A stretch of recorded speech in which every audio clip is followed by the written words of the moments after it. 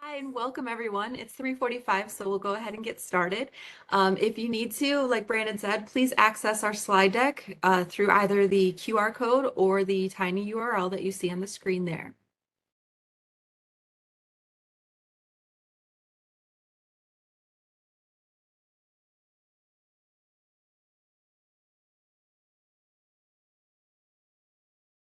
Okay, so today we're going to be talking about utilizing the literacy instruction standards in arts education, and we'll explain what those literacy instruction standards are in more depth through as we go along. I am Kelly Schultz. I'm the middle grades English consultant, and I'll let my colleagues introduce themselves.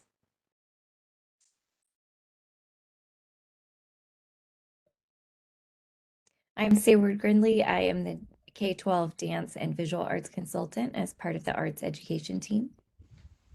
My name is Brandon Rayner. I am the music and theater arts consultant for DPI as part of the arts education team. Great, thank you. And I'm really excited about our collaboration today. Us too. And so for today, our outcomes, we'd like to begin by outlining these for you so that you know what our goals are and where we are going.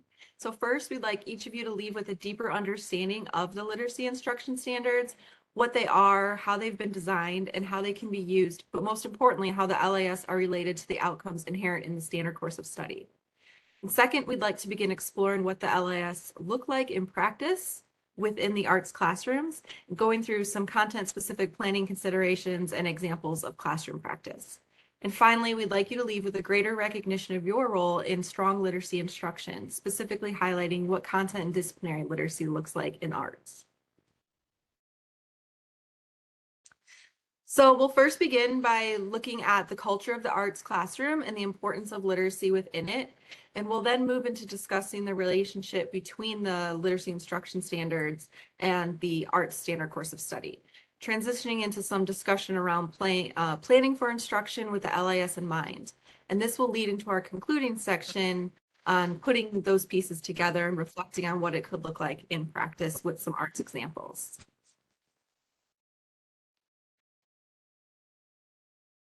Great. So now that we've gone over where we're headed for this afternoon, let's begin thinking about literacy with a simple activation strategy. So take a look at this photo that we've provided here. This is an image that we'd like for you to study and observe and reflect on, placing your answers in the chat. So look and make sure that you're seeing what the student is looking at, what she's got in her hands, what are things that you're noticing and observing. And the question that we'd like you to reflect on is, what literacy practices do you see this student engaging in? So go ahead and place those in the chat once you have noticed something. So it can be anything. There's no wrong answers. Yeah, close reading. Analyzing the text, in-depth analysis, writing, visual literacy. Another one about text, analyzing the text, looking for the main idea, details, themes. She might be taking notes, observing, maybe the 4-step process of critique, observation, using vocabulary, analysis, studying, knowledge building. Great. Gathering information from a text.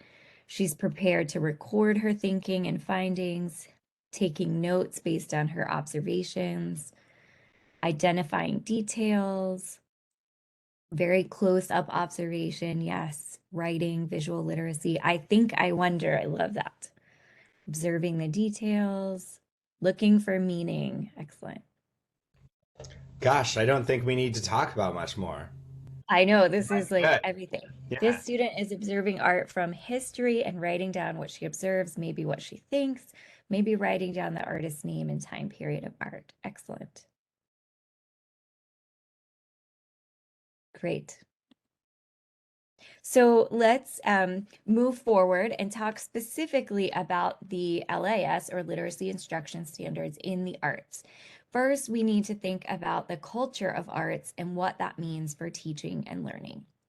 So here in North Carolina, we teach to the comprehensive arts education philosophy. So this is a three-legged stool, sorry, and all three components are equal and necessary. So specifically, we're talking today about arts integration and arts education. So those are two very important places where we see the literacy instruction standards come about. Arts exposure is when we're talking about exposing students to artists, teaching artists, residencies. So yes, you might see literacy instruction in those elements as well. But again, we're specifically today talking about the arts education classes where your standard course of study is being used and arts integration within other content areas as well. And so these are the ways that we can use reading, writing, listening, and speaking to support our discipline-specific comprehension. So let's take a closer look at that and maybe take a minute to challenge your preconception of the word literacy. So here we have a little model adapted from the WIDA ELD standards framework. And you'll see these modes of communication as not just writing and reading, but also listening and speaking. So here we have kind of mapped it out for you to see that listening and reading are modes of viewing and are seen as interpretive. And then those modes of writing and speaking are representing or expressive modes of communication. So in the arts, we're doing all four of those at some point. So we really are doing interpretive and expressive. All right. So we know that these are our standards, and we know that literacy is a gateway skill to access a lot of our content, but there are actually points within our standards where literacy skills are both explicit and sometimes when they're inferred. So go ahead and engage in whichever standard you would teach, whichever discipline you're in. And if you can type into the chat which section of the standard asks you to address literacy, that would be fantastic. And if you can indicate which standard by just like a D, an M, a T, or a V before your answer, that would be great. So where in the standard are we asked to address literacy skills with our students with these four standards on the screen?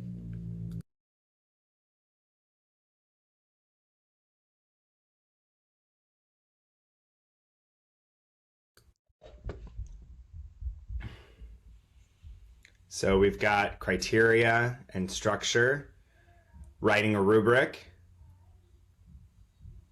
Right, so these four standards specifically are what we are looking at. We know that so many of ours have them. Yep, speaking and writing as we critique art. Design, criteria, evaluate. Yeah, we've got critique, written and spoken. Yeah, that's right. Wonderful. So we've got a nifty little graphic here that will come onto the screen that points to the parts. Yeah, describing in dance. That's a verbal communication, verbal literacy sort of skill, or it could be written. We have to design criteria in music, and so that's most likely going to be a written skill. Interpreting plot structure, that's an interpretive sort of communication skill. And then critiquing, again, is utilizing a set of criteria, and so reading and being able to iterate why a specific rubric score perhaps is chosen. Exactly. So literacy is embedded in our music, visual art, dance, and theater standards. It's already there. We're not talking necessarily about adding something in. It's identifying and supporting teachers in the development of these literacy skills for our students. So when we think about literacy in other content areas, You know, we might in science describe or explain real phenomena. We do that by the systematic experimentation and observations. So right here in the arts, we're curious to see what is it that that we do through the arts, and what do we use to do it? Is that correct? That the correct explanation, Kelly? I'm going to lean in on you for a second. Yes. So basically, like, what is it that you like you said you do, and then what is it that you are well, exactly how you described it, to be honest with you. I'm trying to make it sound better. But no, it's what you do and how you experience it. Cool. So we'll go ahead and start with the first one. How do we interact with text in arts education? What are we asking students to do?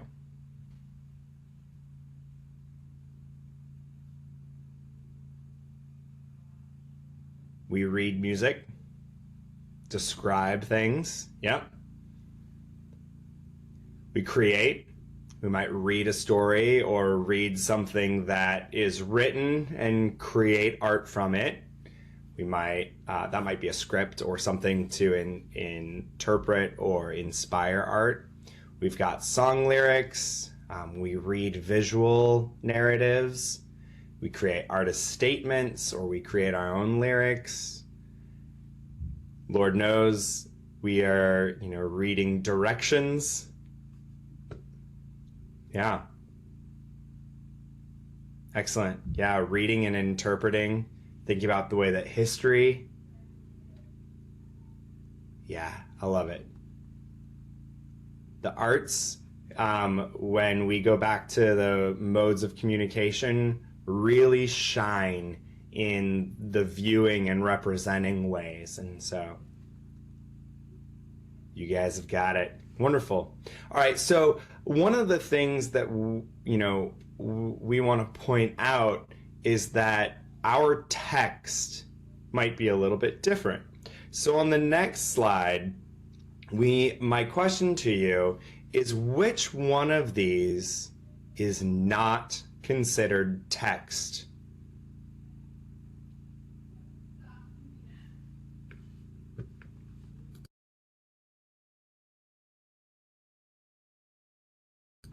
So we've got a dance, we've got the Statue of David, we've got performance rubrics, technical notes, a video, a book, Macbeth, notation, at a gallery, mime, choreography, histories, program notes. Yeah, look at that. They are all texts. That's right. All of them are texts. They're all considered text for the way that we are speaking about text today. They're all things that you can watch or look at and extract meaning from and talk about. So for our purposes, all of the things that we do in arts education, those are our texts. Great. So with that knowledge of what text is in arts education, we're going to go ahead and jump over to the way that the standard course of study and the literacy instruction standards talk to each other. Yeah, so when we're talking about literacy in the arts, we're talking about how we use the reading, speaking, listening, and writing to advance artistic understanding. So let's make some deeper connections between the standard course of study and the LIS and how those two accomplish this approach.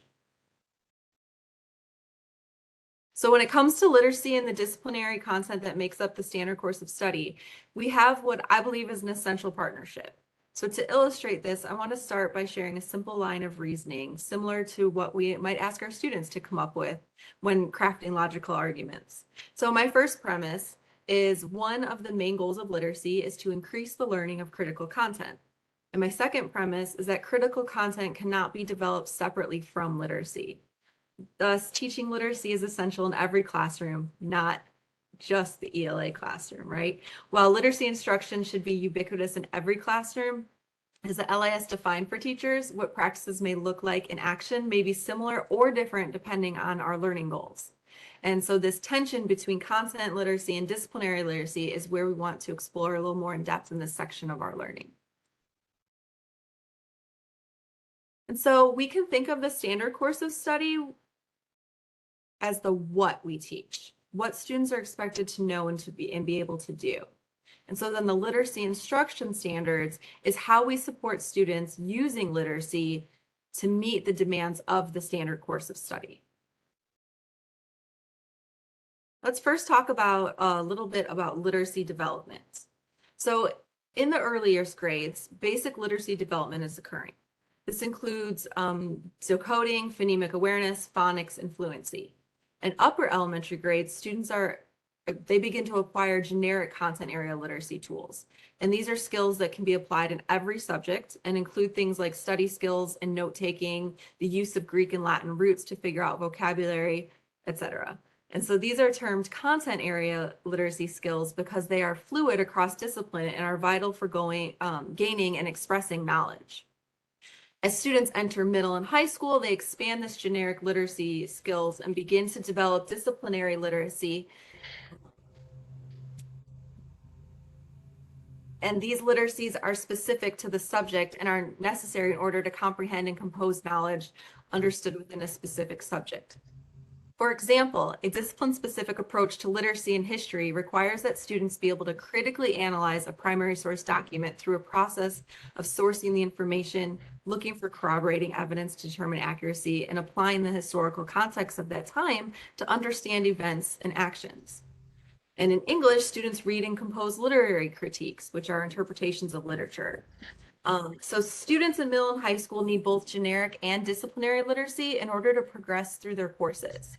And the generic literacy approaches ensure that students have processes for figuring out unfamiliar vocabulary, for creating and using comprehensible notes for studying, and for locating information in text. So students must also build their discipline-specific literacies as they master the knowledge base of the subject. Both are utilized in tandem to make meaning and deepen understanding. All right. So that was a lot of ELA speak. So what was great is that we told Kelly, hey, we do these things, we just call them something different. And so if we hearken back to that comprehensive arts education model that Sayward was talking about earlier, let's talk a little bit about arts integration. And so when we think about content literacy, we can think about it in an analogous way to arts integration.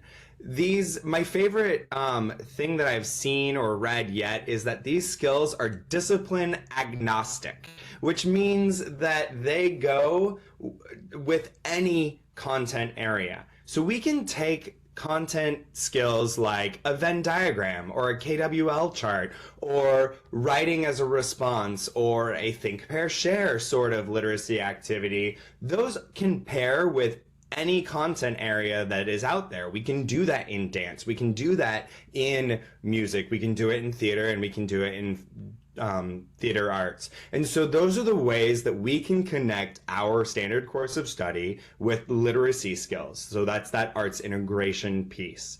Those are very easy to do. We know how to use those graphic organizers and writing as a response and the sort of classroom dialogue. That's kind of an oversimplification, but that's that portion of this intermediate generalized literacy. But if we move on to the next slide and we look at disciplinary literacy, that's when we're really talking about the kind of vocabulary and content that's special to our discipline. So not only does that look different between arts education and science, but that might look different between dance and theater art and music and visual art. This is when we're using our specialized terminology and vocabulary, and we're approaching the sort of content in our very discipline specific way. The way that we're going to evaluate greatness in dance might be a different way that we do so in music or in visual art. And the way that we talk about it is going to be different as well. The way we read about it is going to be different as well. And so those are those disciplinary literacy skills, the things that are unique to the actual discipline. And that's the arts education piece that is not so easily divorced or clearly defined as this is arts, that's ELA or literacy. Those are more of the arts integration content literacy skills. All right, back to you, Kelly. Thank you. So what should we know about the literacy instruction standards? They serve as a common framework for the development and alignment of curriculum and instruction within all classrooms, and outlining the components of a literacy-rich environment that supports all students. And the LIS also define the level of quality and equity within core literacy instruction, creating a common language around literacy instruction for all teachers and providing them with guidance on how their instruction should support students' literacy development.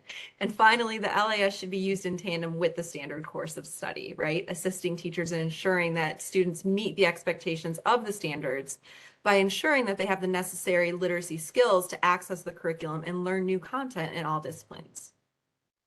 When it comes to creating the common language around literacy and promoting that integrated approach across all classrooms, the LIS have been written and divided into distinct literacy components that you see captured on this slide.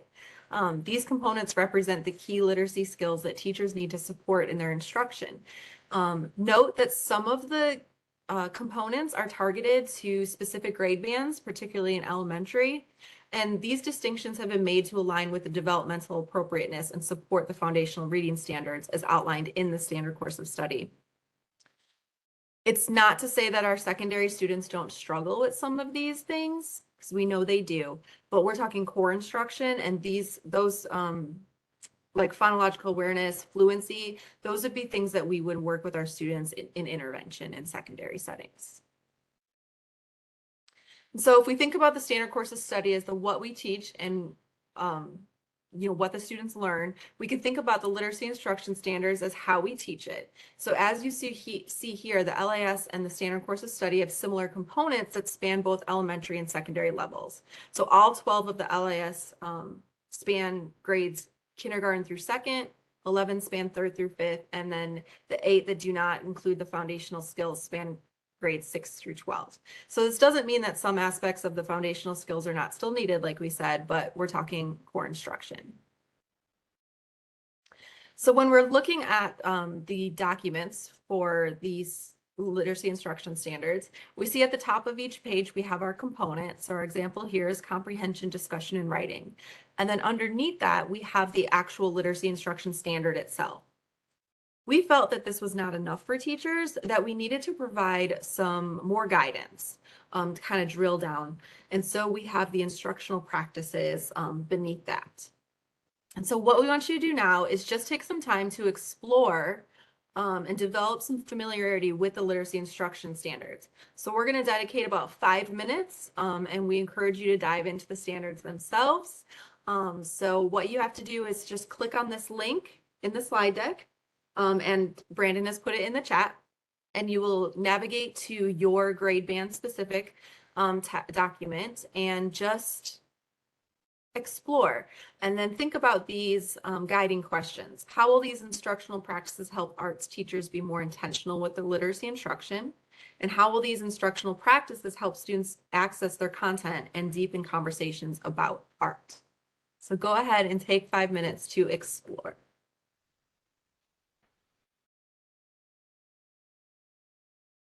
My countdown says 10 minutes, but we're going to do 5.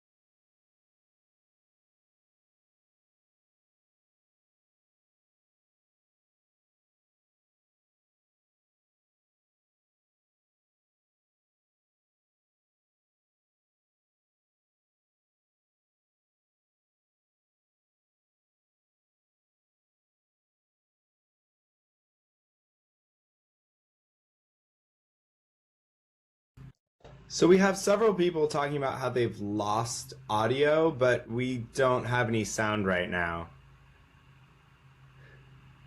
We are just quietly working on our on diving into the LIS bands.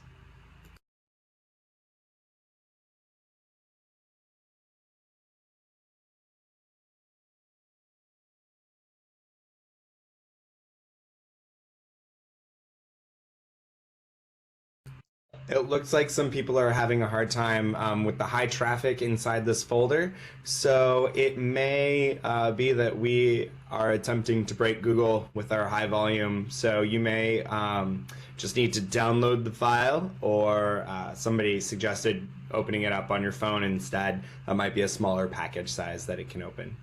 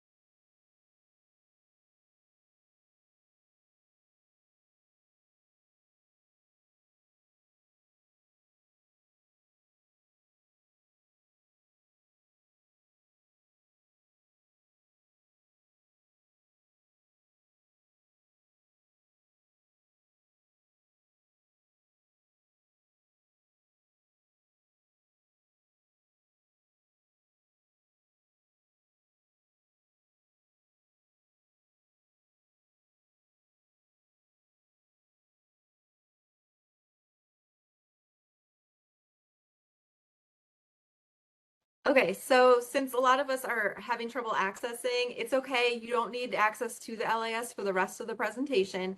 And you should be able to come back to that link though at another time when maybe traffic isn't so high. But good to know that we can break Google. So let's just go ahead and move on. Or I'm sorry, was anyone able to actually access and want to share a little bit about what they noticed or answer one of these discussion questions? We have some answers in the chat. It says this helps arts teachers with awareness of a common language around disciplinary literacy and content-specific literacy practices. Common language is everything. This will help students make connections across content areas and gain better access to their curriculum throughout the entire school day rather than in isolation by subject. Aaron, yes, yes, yes, that's exactly it. And it also serves to reinforce the fact that arts education does support all of these important skills as well. Susan shared the syllabification of words to identify rhythms. Yeah, absolutely. I was in a choir teacher's room earlier today, and I was looking at consonant clusters getting moved from one note to the beginning of the next note. We do this sort of thing all the time. Yeah, better articulate how much we already do inherently in arts education. Yes. Helpful just to know what the students are working on, what's grade appropriate. Yeah, this is fantastic. Yes, and you are already doing these things, and it does just help you be more intentional and purposeful with doing those things. So excellent. Thank you for sharing. So putting it all together, the standard course of study and your disciplinary approach to the content area, plus the literacy instruction standards, what teachers do to provide opportunities for students to learn and practice the standard course of study, is how we achieve standards-based, literacy-rich environments for learning. So let's examine this, what it might look like. So we have the standard from our standard course of study here. Here we have a theater arts standard that asks students to use movement, voice, and writing to communicate ideas. And this can be taught by using the LIS for grades 6 through 8 that says there should be intentional instructional opportunities for students to construct meaning. More specifically, the teacher uses journaling, informational writing, or graphic representation to guide and reveal students' thinking processes. This standard allows for us for the use of multimodal texts, and gestural is a mode of text, and graphic representation could be spatial, oral, or gestural for the purposes of arts education specifically. So as you see here, the what, why, and how of instruction fit together to make a complete picture of teaching and learning.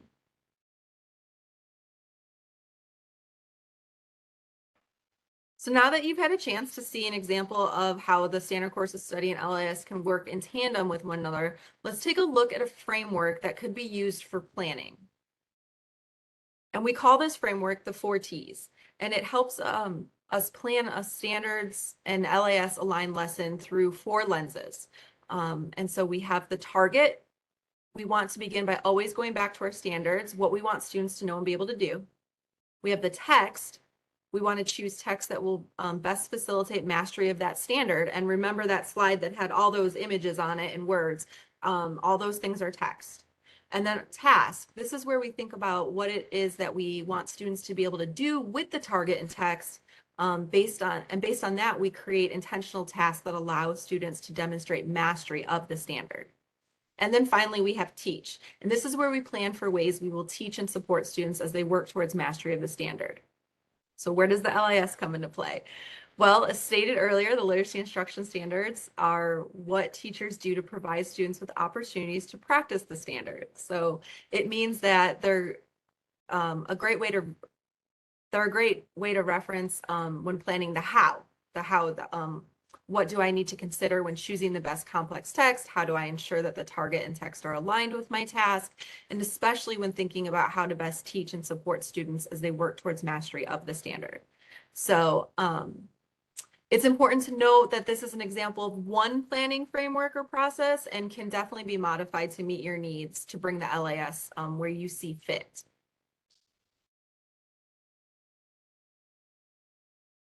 So we're going to focus first on the target and text, and we are going to do this through the chart that we created. And so here we have a dance standard, and it asks students to use dance to explore concepts in world history and relate them to significant events, ideas, and movements from a global context. And so then the next thing that we need to think about is which artistic process will we use to engage with a text. And so here we've decided on using the processes of create, and a secondary one of connect. Saber, do you want to speak a little to this? Yeah, so to give students some background knowledge, you may have to also do some responding in order to get them to then be able to focus on that connect. So know that there may be some of all 4 of those present in the lesson, but where we see in back going to the standards, using dance to explore concepts, they're going to create something based on that. So if that's the primary goal of the standard, then create is the primary focus of what we're going to be doing. And then where it says relate them, that's where we really use that connect. So again, you might have responding to start out first and then connect, and then they're going to create something and then they'll present it. but because the primary words in that standard relate to create and connect, we're going to make those the primary artistic approaches that we look at. Thanks.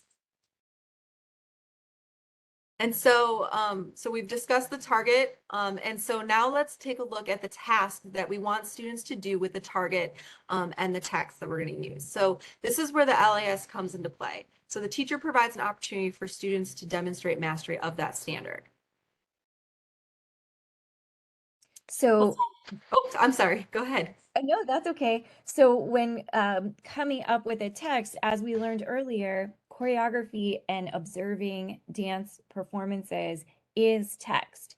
So as a teacher, you may think of, all right, what choreography or previously recorded dance performance could students observe and read by really learning about it and interpreting to really understand this concept and be able to do it on their own. So the first thing they need to do is be able to look at or read a dance performance in order to understand how to move forward. Sorry, go ahead, Kelly. Oh, thank you. I was just jumping the gun there. Okay, so we want to make sure that we're assigning high quality tasks for our students to be able to demonstrate a high level of mastery for the standards. So we want to make sure that the tasks are text dependent to ensure we have text centered, literacy rich instruction, right? So just like Sayra just mentioned, they may be viewing that dance performance as their text for this. We also want to make sure that the tasks are aligned to the standards. And then remember our standards-based literacy-rich instruction formula that we examined earlier. And so lastly, we want to make sure that the tasks build knowledge for students. So they should connect to previous learning as well as provide a bridge to the next learning in your planning sequence.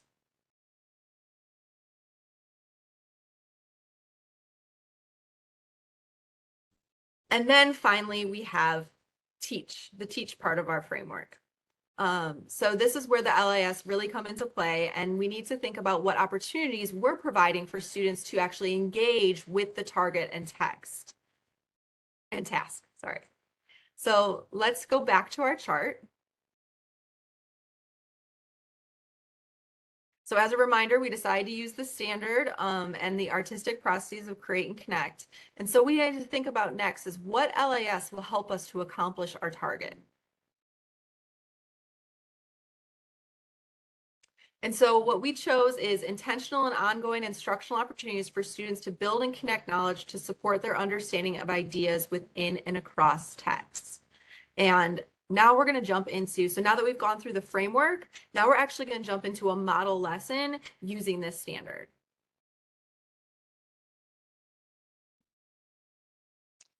So an example lesson that we thought of, so again, going back to what is the standard that we're trying to cover? Well, it's talking specifically about using dance to explore concepts within world history and then relate those to significant events, ideas, and movements from a global context. That's a whole lot that goes into that. So this could be a multi-day, multi-lesson unit just to cover this one standard, right? So for example, if Mrs. Hill has a beginning high school dance class and they're trying to cover this beginning standard, they might start this new unit and the teacher might select a text or dance performance to start introducing this concept and getting them thinking about dance as related to world history or world concepts. So in this make-believe classroom, let's pretend that I'm Miss Hill. I might choose a video performance of The Green Table, which is a ballet by a German choreographer, Kurt Jooss, and it's his most popular work. It depicts the futility of peace negotiations in the 1930s. So I would not start by telling the students the background of this information to start with. I would have them watch the piece of choreography first, and then I would start by asking them to respond just like we did in the very beginning with our image that we looked at. What do you see? What do you notice? So they're pulling out dance terminology, they're pulling out technical elements, set designs, costumes. what are you feeling? What do you think is happening? What are your first impressions? So they're drawing upon what they're observing right off the bat. So they can mention, like I said, vocabulary, initial interpretations, all of those things. And we discuss as a class.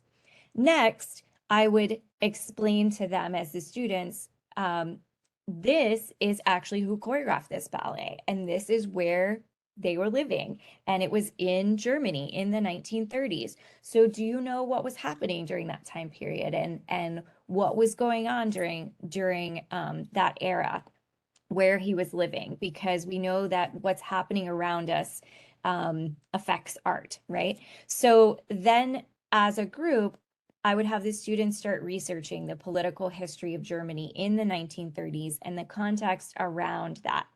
And Kurt Yost never said specifically that's what this piece is about. However, the context that was happening around that time period, people started to realize that that is what it was about. So students would then find articles or resources depicting these political or historical climate of that time period of that country. And after sharing their findings in the class discussing, the students would then watch the ballet video again. This time they have that contextual knowledge as reference. So then we ask them, now, how do you relate what you saw to what was happening then? So they would observe and discuss how the movements, the technical elements, and knowing that background information then impacted or influenced their interpretation. So once they knew more of what was actually happening and could relate it to that information. So what did the dance elements then mean to them once they knew the context? What specific references or movement vocabulary did they see once they knew the historical context? And then to dive deeper, so maybe the next day, they would be in groups and explore this now on their own. So all of that was to teach them that, yes, dance can be about world history and connect these global contents. But now how do they do that? So we've taught them that it can be done. Now is where we actually get to that standard. And they need all of that background information in order to be able to do this part of it and to actually create.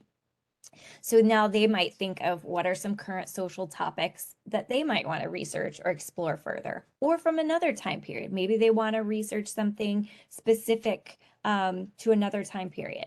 They would choose that topic and maybe talk about how they relate to it personally as well. They would research it, find sources about that time, event, date, write a summary about it, citing their sources. Figure out what were the most important elements within that historical content or current event, sorry. What were the people involved, the major issue identified, the implications, etc. And then they would start to figure out what movements could they create to represent or depict those feelings, that event, those issues. And they would create several movement phrases inspired by those components of their research and what they wrote. Then they would figure out what technical elements could they add to it, or simple prop available to them at that moment. Or you could have them do a what if, if you had unlimited resources, what would you add to this to make it even more impactful? And then they would start to put those elements together with movement phrases to create a longer composition that starts to investigate that topic. So now you're actually having those students use movement to explore those world history events. Great, thank you. And so now let's talk about where the literacy instruction standards, where we can make connections. So I've highlighted a couple phrases here from what Sayward mentioned, and that we can first look at, they can mention dance vocabulary, set designs, etc. So here we are purposefully integrating vocabulary instruction within reading comprehension instruction, discussion, and writing. And then we have in groups they research. So we're providing inquiry-based assignments to increase student engagement and learning. And they're sharing and discussing as a class. So a literacy instruction practice is using whole class and teacher-led group discussions to support students' critical thinking. And last, we have that the teacher is asking stimulating questions and follow-up questions to maintain that productive discussion. And in the dig deeper section, we have that the students can be doing this in groups. So we're inviting students to work in independent or teacher-directed groups to complete literacy tasks. They can choose a current topic and how they relate to the issue personally. And so we're empowering students to make decisions about topics, forms of communication, and the selection of their learning materials. That continues on with what movements they could use to create, and then creating those several movement phrases. So as you see, naturally, the literacy instruction standards are embedded within this lesson. Great, thanks, Kelly. So if we were to look at third grade visual art standard, this one specifically is to understand how artists fit or function within a society. So we're going to use the artistic process of connect. We're going to choose the text Frida by Jonah Winter and Anna Wan. So in the artist spotlight, we're talking about Frida Kahlo specifically. So third graders will learn about Frida Kahlo and her legacy as an activist and artist. First, children will listen to a story and practice identifying the main topic and details. Next, the students will be asked to think deeply about what it means to be an artist and share some of the types of art they like to create. Finally, this lesson plan that merges arts education with reading and writing will invite children to use a variety of creative materials to express themselves through their own artwork. So these learning objectives include being able to recall information from experiences to answer a question, and being able to identify the main idea and details after listening to a story read aloud. So when we look at the task, we ask students to write to compose informative and explanatory texts in which students reflect on what it means to be an artist. So you're having them, you're modeling finding a main idea and key details within a section of the book. You're having students use graphic organizers to identify the main ideas and key details from the text. Have students write a summary of the text based on their graphic organizer, hold class discussion about why Frida was an artist, and asking students to write a short paragraph about answering the prompt, what does it mean to be an artist? So, excuse me. Sorry. Students should use textual evidence to support their reasoning. And the following questions can be used to bring out those student responses for their writing. What is the main idea of this section? What's the central idea of the text? And how does this key detail support the main idea? So you're making sure that those questions you're asking yourself are, is this text dependent? And is it aligned to an art standard? And what is that standard? And remember to keep coming back to the standard. And how does this task build knowledge? So when we move on to the last one with teach, how teachers teach and support their students toward mastery, you're looking at what literacy instruction standards can be used in that instruction. So the one that we're going to talk about is comprehension and explicit comprehension strategy instruction, including text structure and metacognitive strategies, both in general and discipline specific. So you're planning explicit comprehension strategy instruction that provides information about what the strategy is, how to use it, and when and why the readers use that strategy. So they're really understanding what that strategy is, how we're going to do it, and when and why.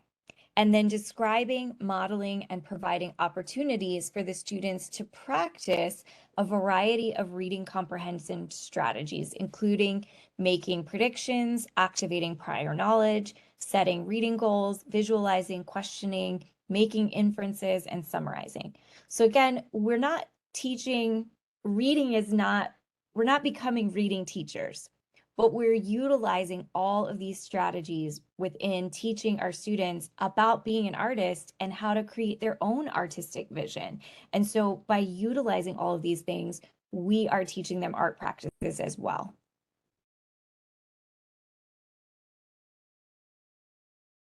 So here it breaks down a little bit more on that. Explicit strategy instruction is to model finding the main idea and key details, and then providing those opportunities include all of those things that we discussed with having the students write the summary, using their graphic organizer, whole class discussion, asking them to write a paragraph. And then also when we have students creating artwork in their own style related to what they're reading from the book, that just reinforces all of this for deeper meaning. Great, that was an excellent example. So what connections did you see between the target, text, task, and teach? And how does the LIS support student mastery of the standard course of study in this example? So go ahead and pop those answers in the chat for us.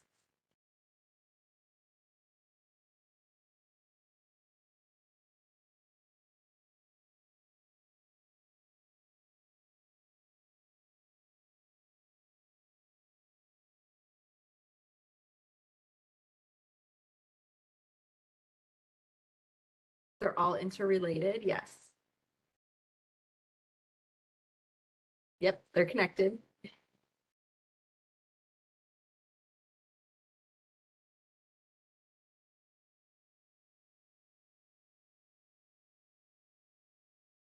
Good, I'm seeing some good. We're catching the main idea. The LAS are used as a tool to teach the standards. Absolutely.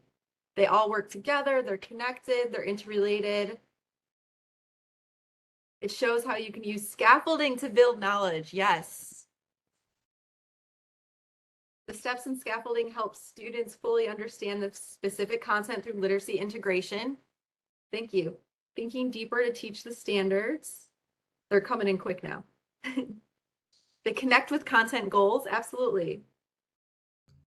My favorite one so far said that the task was very text dependent. And I'll say that when we first met with Kelly, I was like, whoa, whoa, whoa, you're going to get pushback if everything has to be written text. And so we said, okay, let's purposefully dig in and give examples that are not written text. And so, yeah, we can still have a text dependent lesson that's not written text. Yes, absolutely. The students have more ownership and can understand why we're doing what we're doing. Yes, that is so important for their engagement. This activity helps build knowledge and reinforce comprehension. Excellent. Thank you so much for participating in the chat. All of your answers were spot on. So let's go ahead and put this all together. Okay, so we're going to go through an example of a 6th grade music standard here. So if I am looking at trying to teach how to identify criteria for evaluating performances, compositions, and musical ideas, and apply that criteria in personal listening and performing is going to work, I'm going to lean in on the artistic process of responding. This isn't creating, this isn't necessarily connecting, it's not presenting, so we're in response land. And I am going to use several different texts. Some of these texts are going to be pre-published, actual reviews of songs that exist out in the world that have critiques, and we'll have several of those. I'm going to try to make sure to choose ones that actually lean in on music vocabulary, include elements of music and such. And then we'll have an actual current pop song that engages the student, something that maybe they're all singing to or is on TikTok or whatever. The song is actually going to be one of our texts. So we're going to have a variety of texts here. All right, once I have my target and my text already figured out, I'm going to go on to the task. How do I actually have students interact with these things? Well, we're obviously going to start with reading several of those music reviews, annotating them, figuring out how they're structured, what is similar, what's common, what's unique to each one. And then we'll go ahead and do a think aloud and a model of writing one of the reviews. And we will co-construct that together. Then we'll go ahead and play a song for a student and ask them to take notes while they're listening in that headspace of critique. And then at the end, to culminate it all together, they're going to use those annotations and those notes to actually compose their own review of the song. Being able to revise their reviews as needed and share and give peer feedback, asking students to make that checklist of the components to identify in each review to help with revision and give that feedback. And so we're going through the revision process to address the actual standard in music. So is it text dependent? Can they do this without going back to the text? A simple Y or a no in the chat is great. Or a Y or an N. Is it text dependent? Yeah, it's text dependent. So is it aligned to the actual standard? Yeah, more Ys. Awesome. Does the task build knowledge in the music domain? Yeah, absolutely. To me, this doesn't feel like stopping doing music to go do literacy. It's just that we are developing our students' literacy skills as we're engaged in teaching music. So if we go to the last one, when we're thinking about how we're going to actually teach this and what support students might need, well, I know not all of you can jump into the literacy instruction standards, but we'll go ahead and give you a couple seconds to think of which standard might be useful in this lesson.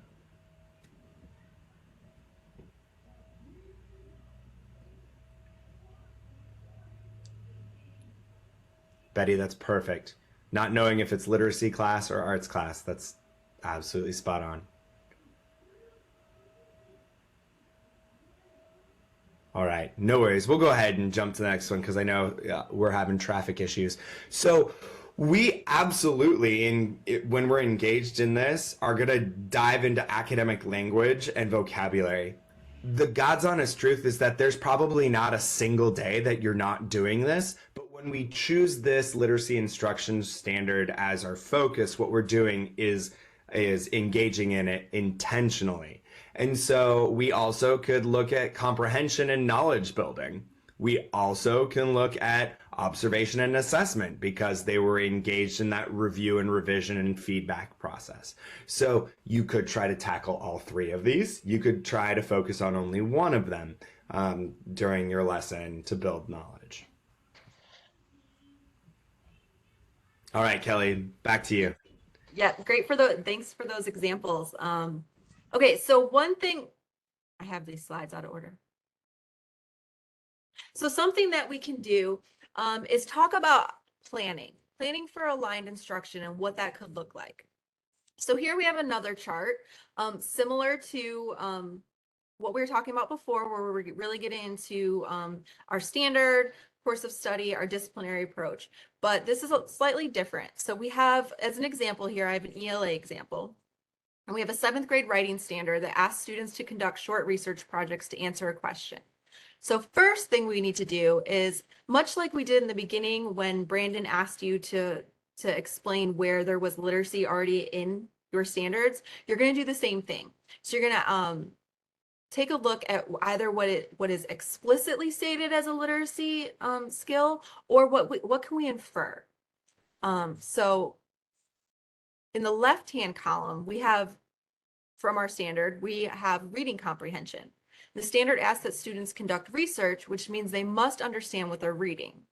And then there is also the expectation of informational writing. So they are asked to generate additional questions and then to complete a written project in response. And so they're also required to analyze and synthesize multiple sources. So the standard most likely requires them also to have digital literacy competencies for conducting research and preparing their projects. So that would be more of an inference. So then we move on to our second column, and here's where we look at that disciplinary approach. For language arts, we have the NCTE 21st Century Literacies. For you, you have those artistic processes. And so we have explore and engage critically, thoughtfully, and across a wide variety of texts. And then from there, how are we going to teach it, right? We get to that right column where we have alignment to the literacy instruction standards. So the standard itself asks for teachers to provide meaningful writing opportunities for applying and practicing strategies. And this is done through students researching. So within the practice, we see that teachers should engage students in inquiry-based writing tasks. And in this standard, students are required to generate additional questions and inquire about a topic. So ideally, a topic of interest to them. So what you can do, we would like you to do is to go ahead and navigate to your discipline slide on this collaborative slide deck.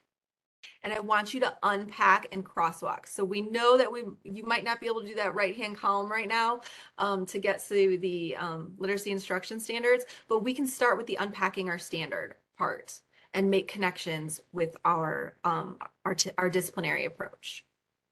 So what I want you to do is click on the collaborative slide deck. Brandon's put it in the chat for you as well as it's linked to this slide. Scroll down to find your discipline and go ahead and unpack. And this is collaborative, so you're going to see lots of people in there working together.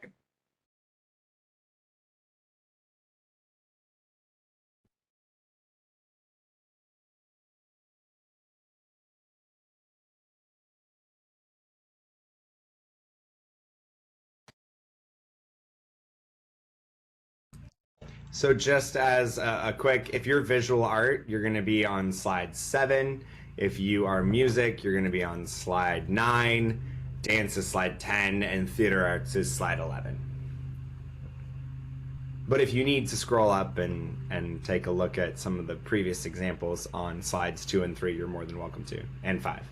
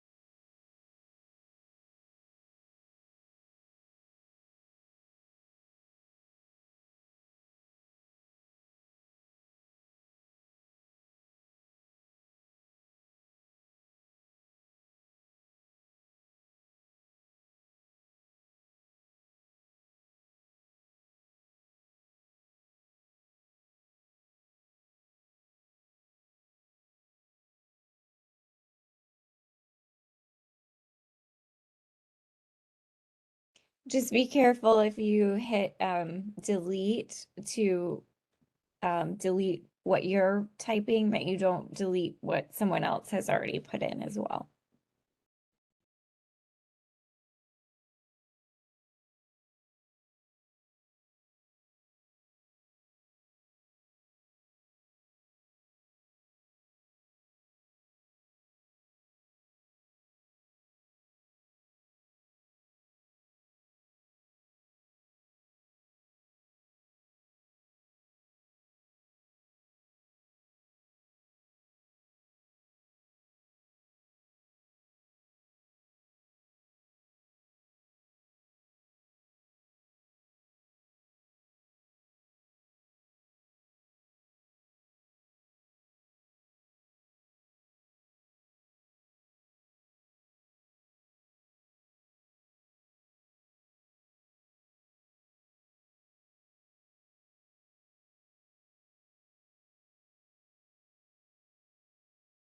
Our poor visual arts page, I think everybody's trying to type in the same spot. They're like blocking each other. That's amazing. That's what you get when you have 124 people in the same document.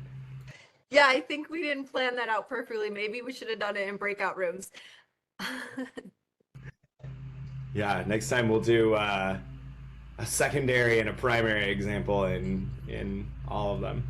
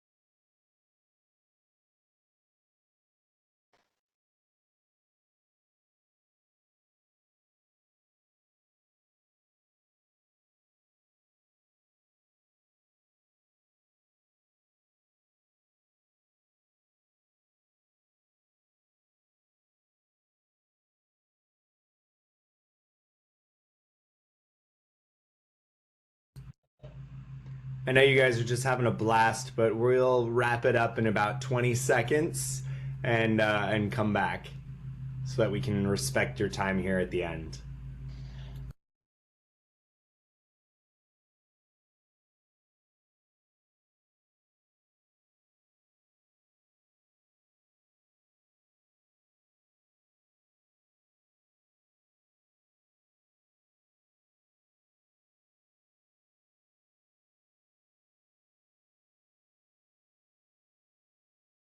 Okay, let's go ahead and come back together. So I thank you so much for your active participation in this activity. Even though there are so many of us, which is fantastic that we're all here. So what I really wanted to drive home with this though, is this is an excellent PLC activity. So you got a little taste of it right now. Take this back to your PLCs and work on this when you have standards that you want to explicitly teach coming up to make sure that you are reaching full alignment. Again, thank you for your participation. And we're just going to do, oh, sorry, Sayward's going to wrap us up. Oh, 1 second. There we go. Okay. So, we want to just have a brief reflection and think about your next steps, specifically at some of the LIS resources available to you. So let's take a look at this quote here on the next slide. Being intentional means that teachers know and understand why they are doing what they're doing in the classroom to coach their students to deeper understanding and knowledge. And that is by Lisa Maxfield. So we're going to take a moment to reflect on what resonates with you within that quote.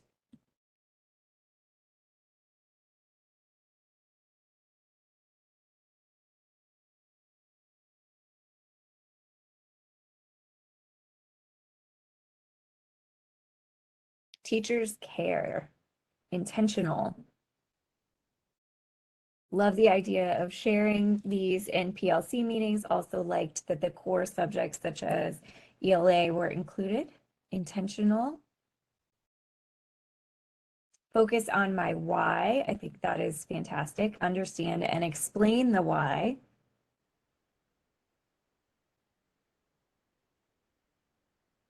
I know Linda and I do that quite often. We're getting even presentations for you while we come back to why. Why is this information important and why do we want to share it? Deeper understanding for teachers, why we're doing what we're doing. There's thought behind the planning, not just providing a lesson. That is super key. Authentic learning, coaching our students to deeper understanding, knowing why we're teaching a standard so students can better understand the why, focused discussion on literacy, charting in advance helps for clarity of teaching. This helps with evaluation dialogue, certainly when admin asks how we're doing or how we're supporting literacy in the classroom. This will make it easier to answer that question in cross-curricular language that our administrators understand. Meaningful learning, have purpose. All lessons are well thought out, so the focus can be on what's most important for students to grow in their knowledge, starting with the end in mind, for sure, because if we start there and we work backwards, then we know we're going to keep that end goal in the forefront all the time.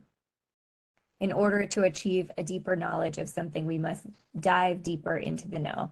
These are great. Keep it coming. We love all of these responses. And let's do another little reflection here and just talk quickly about,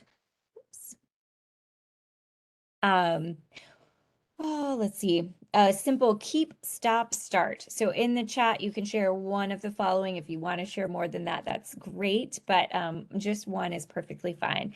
So one practice that you're doing from today's learning, or that today's learning reinforced that you should keep doing. So what you want to keep doing that you are already doing. Or on the flip side, one thing that you maybe want to stop doing. What do you think after learning from today that you want to discontinue? Or something that you want to start doing. So it could be something you're going to start tomorrow in your classes.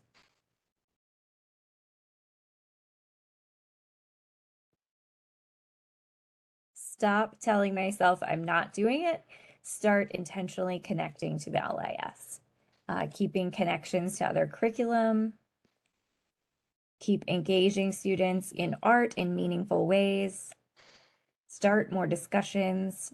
Yes, discussion I have found personally to be the most valuable skill from the LIS, for sure. Adding that discussion in and reflection after every activity really sparks that engagement. Love reading books with elementary students. Keep leading students to verbalize and write their original messages prior to visual expression through artwork. I love that. Using graphic organizers in research. Keep text-dependent questioning and tasks. Keep focusing on vocabulary with an enriching and visually pleasing word wall. I love it. Great. These are awesome. Any others that you all see? There's so many coming in, but they look great. Yeah. It looks like we learned a lot, and it also looks like we were able to reinforce a lot of what you're already doing, which is fantastic. Yeah, just to loop back to the very beginning where we said this is a common vocabulary where we can talk about what we're doing with people outside the arts. Great. So So now we just hopefully want it to. is. Oh, I was just gonna say one thing. Sorry, Kelly. Hopefully it is reassuring to know that we are teaching literacy in all of our arts classes already. It's not something extra. It's something that we do inherently. Yes. So before we go, I just wanted to share some resources with you specifically around the literacy instruction standards. So here's an FAQ. I didn't mention earlier, but the legislation that that literacy instruction standards came from has determined that full implementation needs to be by the 24-25 school year. So it sounds like though you're already doing these things, but just so you know that full implementation is not till 24-25 school year. And so you can find different, if you have any questions about the LIS, you can find them in our FAQ document. We also publish quarterly scoops, we call them. They're essentially little magazines. And this year, all 4 editions of the scoop will focus on 3 different LIS components at a time. The first one focused on reading materials, engagement, academic vocabulary. The second one is about our reading foundational skills, but we also have secondary considerations for adolescent literacy for our struggling readers. So there's also some coaching corner questions involved and notes from the field. Our next resource, and if you just take one thing away from these resources, take this away and bookmark it. This is our Literacy Instruction Standard Toolkit. It is the hub for all things LIS related. So you can find today's recording, today's webinar will also be placed in there. So you can find it, and everything related to the LIS, all the additional resources that we create can be found there. I highly encourage you to sign up for the ELA listserv in addition to your arts listserv, because every first Friday of the month we put out LIS updates so that when we release new resources and things to help you with instruction, you can find those easily. If you click on any one of the ELA ones, there's like high school, middle school, it doesn't matter which one, you'll always get everything.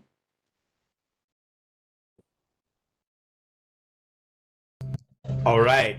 So, as promised, we have put together a 20-hour course that will be released about 2 modules a month so that they're not overwhelming in Canvas. And I just dropped into the chat how you can sign up for that course through Homebase. This is talking about the modes of communication, those interpretive and expressive literacy practices that we engage in every single day, and the way that they are inherent in arts education. It is literacy credit. It is listed as literacy credit in Homebase, so you will receive 20 hours of literacy credit at the conclusion of the course. So it is all focused in arts education all the way through. So we know it's been asked for over and over and over and over and over. Yes, it is self-paced. Yeah. And so you can wait to start it until the summer when you've got more time, or you can wait a month and then jump in, or you can register for it today. And as I said, only 2 modules released at a time. So there's only 2 modules up right now, and there will be more to come. And do you have any other questions for us?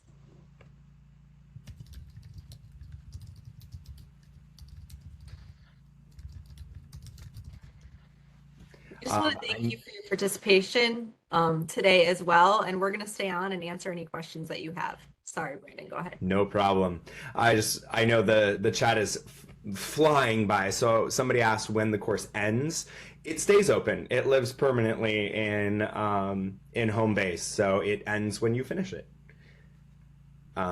Somebody asked if we get a copy of the chat. Usually within WebEx there is a chat log which runs next to it, in addition to the actual video. So if it doesn't happen naturally, Rue, we will try to get that for you. If you can't find it, reach out. Michelle, you got it? Canvas link. Yep. First, they asked about CEUs today. Yes. So, Brandon, do you want to speak to that? Well, we'll say there will be 2 mechanisms. I believe that Kelly's team will give CEUs to everybody who is here today. And we also have, or will, as soon as we get the recording back, we will archive it in our PD catalog. If you choose to go through our PD catalog, then you will engage in a reflection journal, and you'll be able to submit that with the end of webinar survey, which will be in the PD catalog as well. And you can submit to get CEUs that way. So again, in compression, if you're here today, Yeah. Kelly's team will actually be sending the CEUs. You will not receive it from the regular mechanism that you get things from us. If you're watching this as a recording and engaging through the PD catalog, you'll need to click on the survey link in the PD catalog and submit your reflection journal to receive your CEU certificate. Yes, and you'll get an email from Amy Betzel is our admin, and I'll download all of your email addresses from today, and they will get sent out to you probably within a week. Thank you so much.